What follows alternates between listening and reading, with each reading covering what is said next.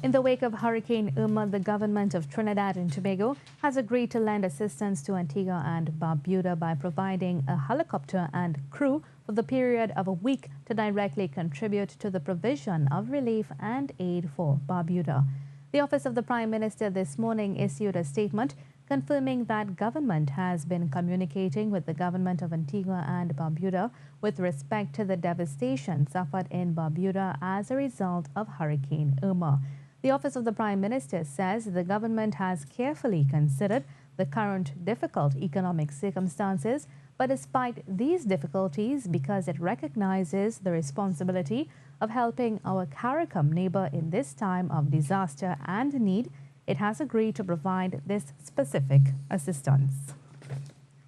The Caribbean Disaster Emergency Management Machinery has been mobilizing to assist in giving relief to those worst affected by the passage of Hurricane Irma. Preparations are also being made in anticipation of the effects of Hurricane Jose. This afternoon, the Caribbean Disaster Emergency Management Agency brought stakeholders up to date on the relief efforts. Several islands in the hurricane's path have made requests for help, among them the Turks and Caicos Islands, who have been feeling the effects from as early as this morning with the swelling of rivers.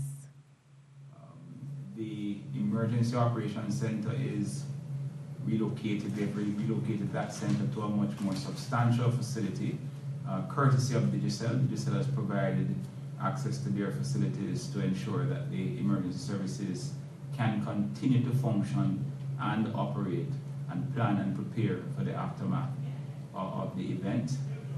They have initiated their satellite communications. They've tested those with us to ensure that we can maintain communications after the blow with TCI. As we know, that is a major challenge after any major event, communication. So we've managed to sort that out with the Turks and Caicos Islands to the degree that we feel that we'll be able to re-establish communications with them once the blow has passed.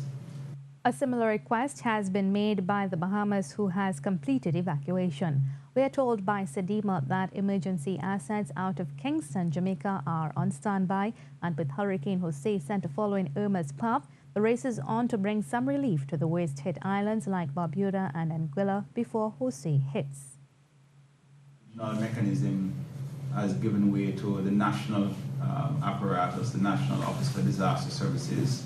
Their office and emergency services are intact, and they have been deployed to Barbuda to conduct rapid assessment of the situation on the ground, to determine what homes can continue to be occupied and what are the numbers of persons who are going to require safe haven and shelter.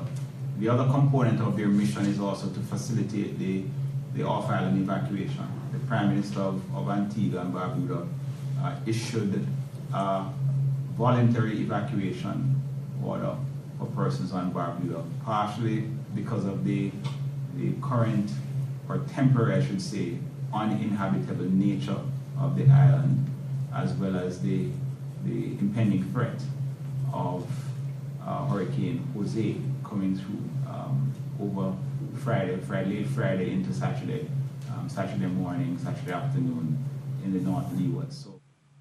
SEDEMA has set up an emergency assistance fund at the First Caribbean International Bank.